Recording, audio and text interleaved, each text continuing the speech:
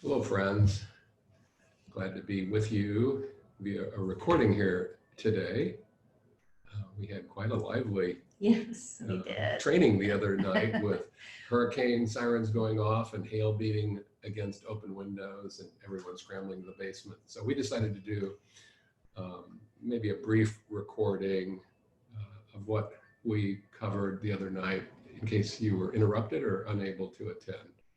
And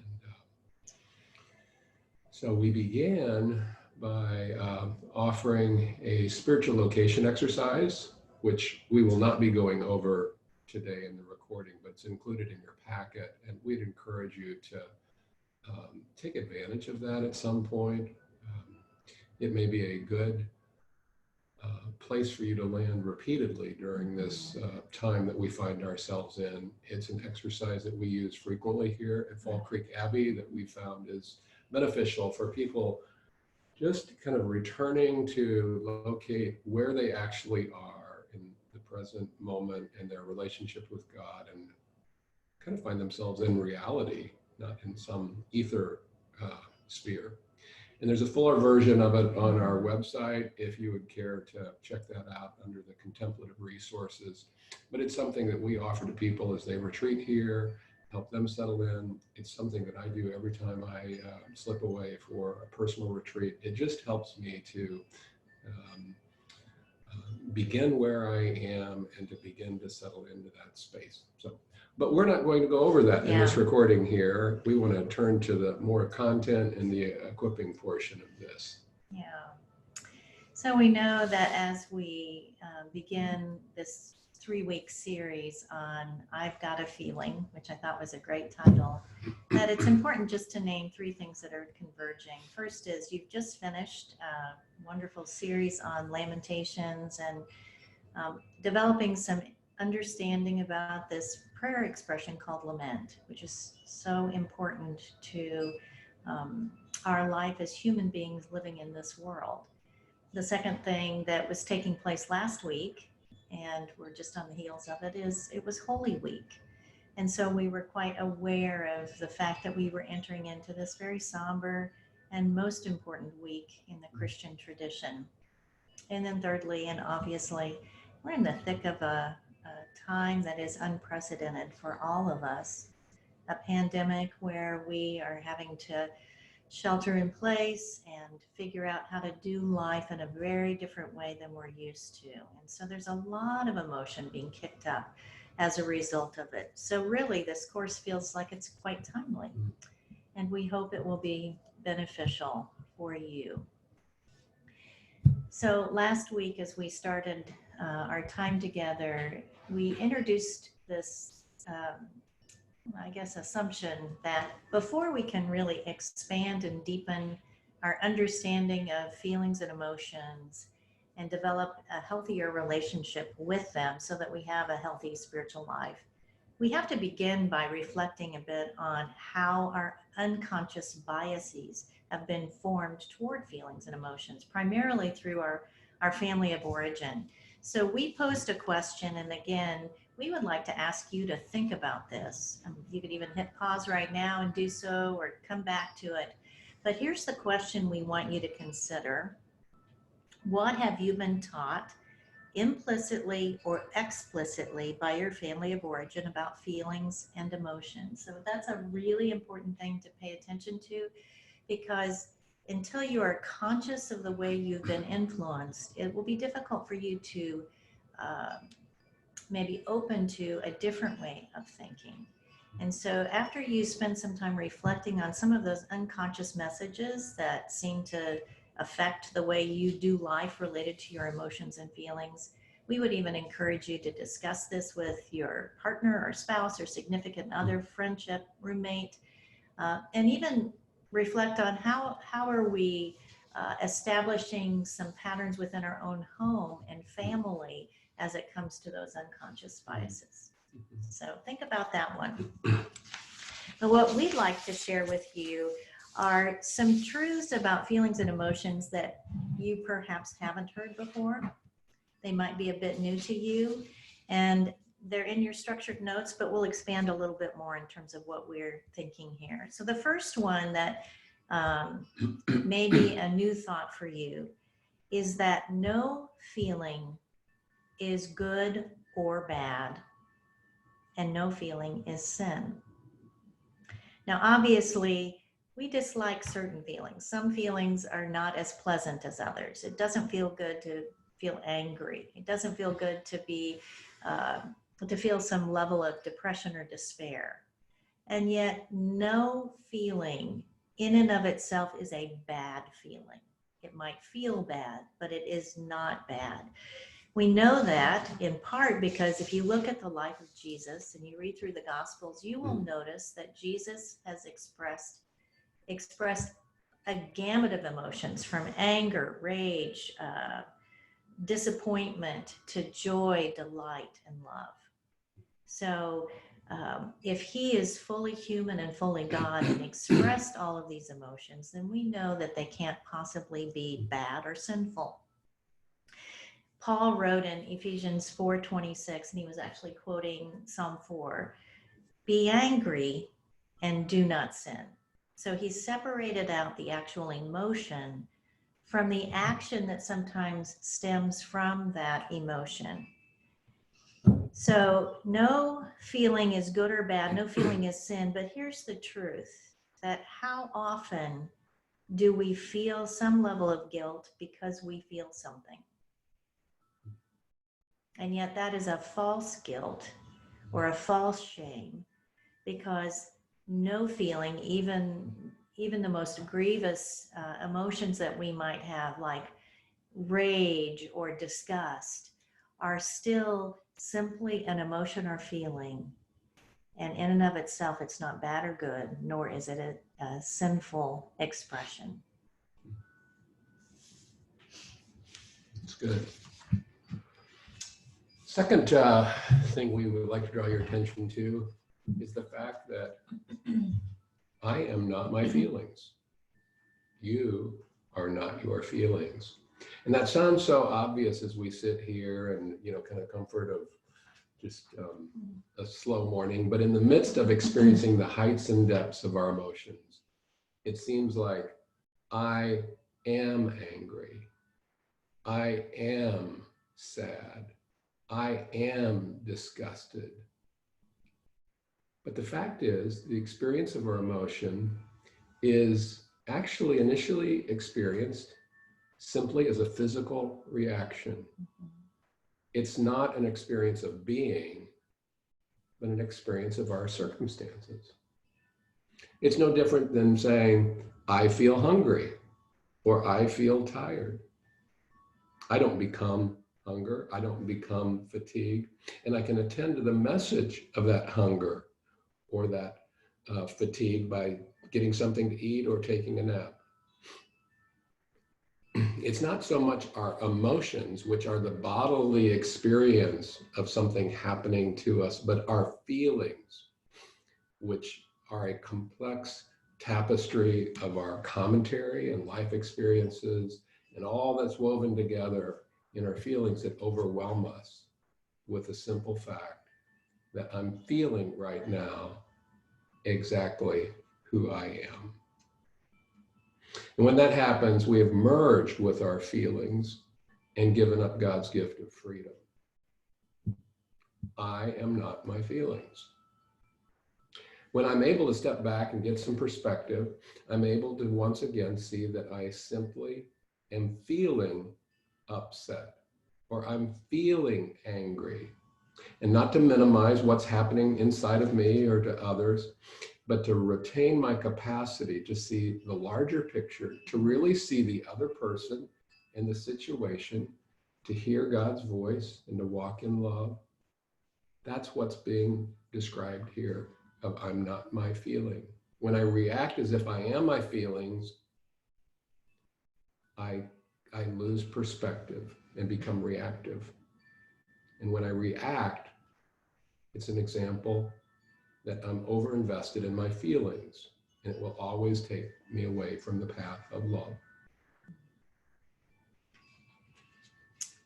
Yeah. So the third truth that we would like to propose to you related to your feelings and emotions are that feelings make terrible masters and important messengers. They make terrible masters and or but important messengers.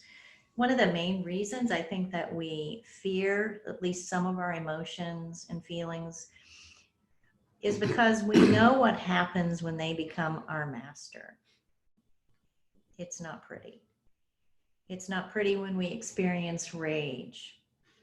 It's not pretty when we become overwhelmed with disappointment. It's not pretty when we feel contempt. And so we know what it is like when an emotion seems to just overwhelm us. We also are aware that we can't really control our feelings and emotions, especially at a time like this when we are so in the throes of something foreign to us and unnerving and discombobulating. Boy, it feels as though our emotions and feelings are just controlling us. One of the most important values of our emotions and feelings is what they tell us about ourselves and how we're experiencing life. So even though they're terrible masters, there is a message in the midst of what we're feeling. And it's an important message for us to attend to. So the invitation is to be hospitable to our feelings and to our emotions, to welcome them as emissaries who have an important message to deliver to us. So there's a way of being related to our emotions and feelings that is hospitable and welcoming and neutral. So who is this knocking on my door? And how can I welcome this feeling or emotion and learn what kind of message it is delivering to me? And fourth, feelings don't always tell me the truth, but they do tell me something. And you've hinted at that a little bit already, but I was thinking of this illustration about the gas gauge in my car. The gas gauge in my car, it's a remarkable invention. It can tell me pretty much regularly how much gas is in the car. And I've what am I trying to say here? Yeah, I need to pay attention to it. It tells me some truth. It helps me to not get stranded or run out of gas. As wonderful as it is, though, it can't tell me everything, though. It can't tell me the tire pressure or the coolant level. It can only tell me how much gas I have, and that's it. And our emotions, they tell us something, but they can't tell us everything. In the same way, our feelings aren't always accurate either. I've had cars where the gas gauge is off, it's miscalibrated, or it doesn't work at all, and that becomes a problem. And so our emotions in the same way, they can be miscalibrated, and they're telling us something, but they're not telling us the whole truth. Maybe they're just telling us that we're off, that there's something about us that is not the way it should be. So our emotions are always telling us something, even if what it's telling us is something about us and not others or what's happening. And I think overreactions might be part of that. Paying attention to overreactions, they might be telling us less about the person or the circumstances, and again, having valuable information about us. That's right. Or even underreactions.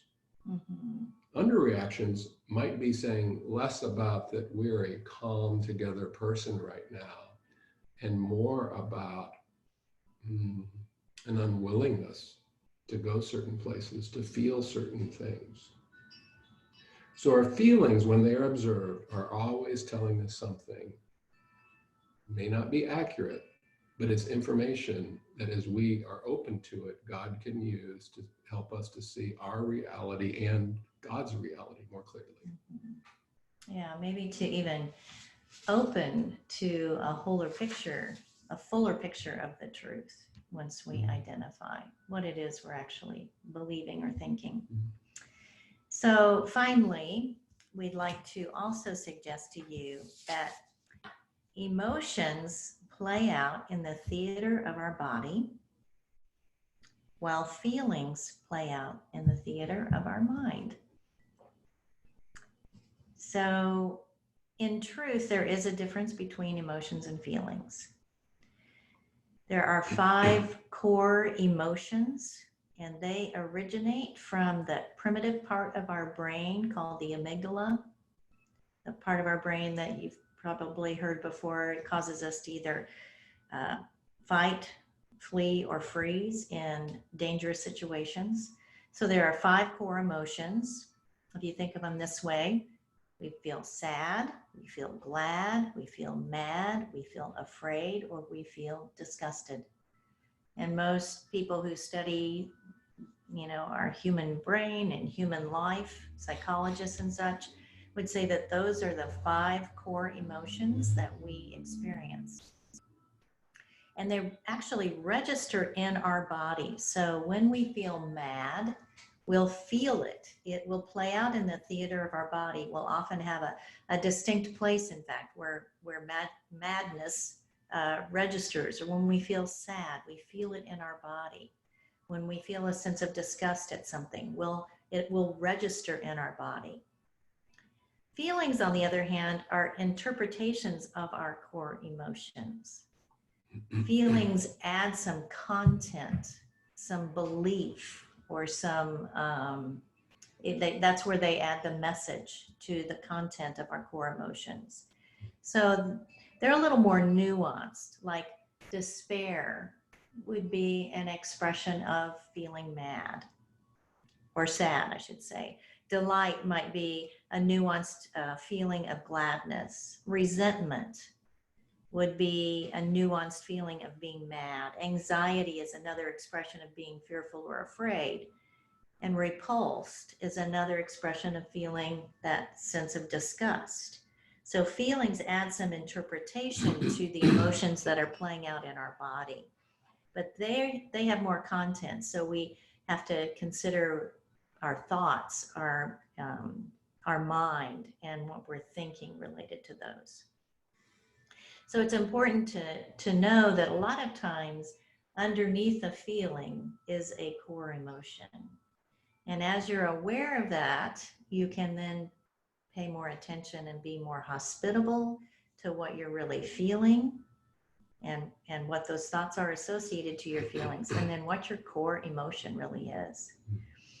And we hope that as we share these 5 truths that you maybe haven't heard about feelings and emotions, that if there's one thing that comes through, it would be an attitude of hospitality, of neutrality, of curiosity, of being welcoming to the fact that as a human person, you will feel and you will have emotions related to your experience of life.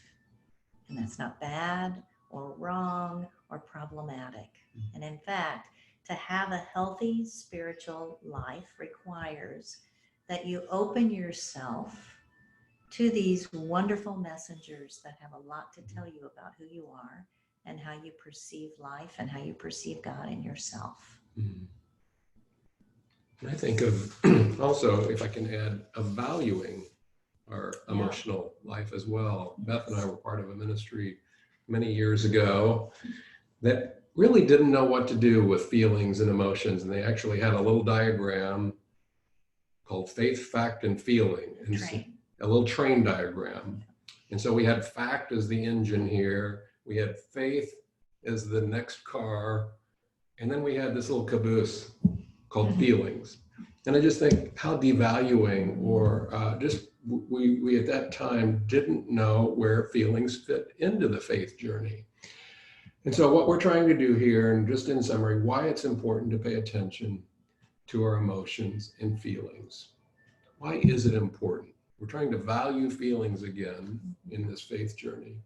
First, they simply tell us what we like and what we dislike.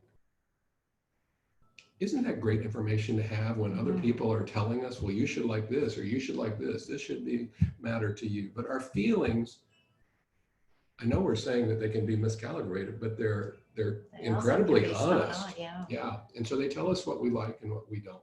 Another way to say that would be they help us to understand our values. And personal values are very important to understanding who we are and how God has made us, and even to embrace our calling in life. The second is that why they're important is that they alert us to immediate or anticipated danger and prepare us for action. I remember reading a couple years ago a statistic about women who had been assaulted by a stranger, sexually assaulted by a stranger, and an incredibly high percentage, I would say, I don't remember the exact, but in the 90s, a high percentage of those women at some point felt some kind of distrust of this person. But because unfortunately women are taught to trust everybody, that it's not nice to be mistrusting, they overrode that. And that's not to blame that person, that woman at all. It's simply to commiserate that we oftentimes don't allow our emotions and feelings to alert us to danger and then to know what to do in response to it. And next, paying attention to our emotion helps us to know whether we're oriented toward or away from God. The more we pay attention to the quality of our emotional life when we are pursuing God, oriented toward God, open to God, we'll recognize there's a certain almost spiritual energy about that. Now, that's not to say that when we're in the midst of hard times that we will not feel sadness or discomfort or that feeling of confinement. It's not to say that when we're moving away from God, we might feel like we're on top of the world, that everything's just working right. So that's why I say paying attention to a bit of the subtlety and the nuances of the experience of when we're in the flow of the Spirit and maybe when we're drifting away, that our paying attention to our emotions can be an early indicator of where we're standing, where we're going. Mm-hmm. Yeah. Another value because related to our emotions and feelings is that they provide important information to make wise decisions. Whether we acknowledge it or not, we have two sources of information that we rely upon to make good decisions. One would be what we kind of call the hard knowledge or the facts, which are very left brain analytical, kind of looking at the pros and cons or the impact of different decisions. And the other source of valuable information is soft knowledge. It's the knowledge of the heart. And in the tradition of St. Ignatius of Loyola, who probably has contributed more to this topic of discernment, that soft knowledge is critical. It's a affective knowledge. It's emotional knowledge that tells us, yes, this feels like it is a good direction. It is aligned with who I am and how God is leading me. So if we don't learn to pay attention to our feelings and emotions, we won't be able to draw from that rich information as we make decisions. And next, our emotions are essential in establishing and nurturing relationships and intimacy.